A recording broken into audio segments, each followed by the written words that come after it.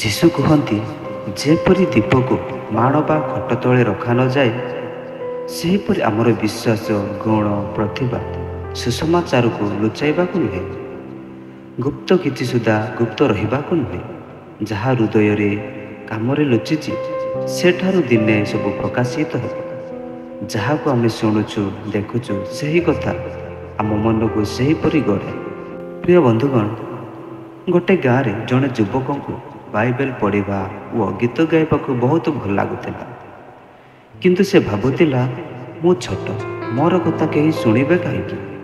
ସେଥିପାଇଁ ସେ ଗାଁରେ ଗୀତ ଗାଉଥିଲେ, ମାତ୍ର ଘରେ କାହାକୁ ଶୁଣାଯାଉନଥିଲା। ଦିନେ ଗାଁରେ ଏକ ପ୍ରାର୍ଥନା ସଭାରେ ଦୀପକୁ ଦୀପସ୍ତମ୍ଭରେ ରଖିବା ବିଷୟରେ ପ୍ରବଚନ ଦେବାର ଶୁଣିଲା।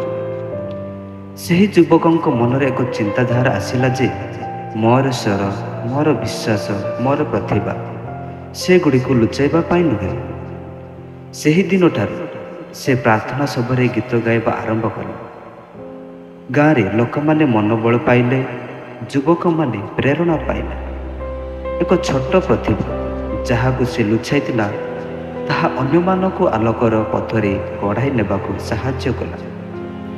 ପ୍ରିୟ ବନ୍ଧୁଗଣ, ଯୀଶୁ ଏହି କଥା କୁହନ୍ତି, ଆପଣ ଦୀପକୁ ଲୁଚାଇବ ନାହିଁ। ପ୍ରଭୁ ଆପଣଙ୍କୁ ଯାହା ଦେଇଅଛନ୍ତି, ପ୍ରେମ, ଦୟା, କ୍ଷମା, ସେବା, ପ୍ରତିଭା, ସେଗୁଡ଼ିକୁ ସାମ୍ନାକୁ ଆଣନ୍ତୁ। ଲୋକମାନେ ଆପଣଙ୍କ ଆଲୋକରେ ପଥ ପାଇବେ। ଆପଣଙ୍କ ଭିତରେ ଥିବା ଭଲ ପାଇବା, ପ୍ରତିଭା, ବିଶ୍ୱାସ, ସେଗୁଡ଼ିକ ଦୀପସ୍ତମ୍ଭରେ ରଖାଯାଉ, ଯାହା ସମସ୍ତେ ଦେଖିପାରିବେ।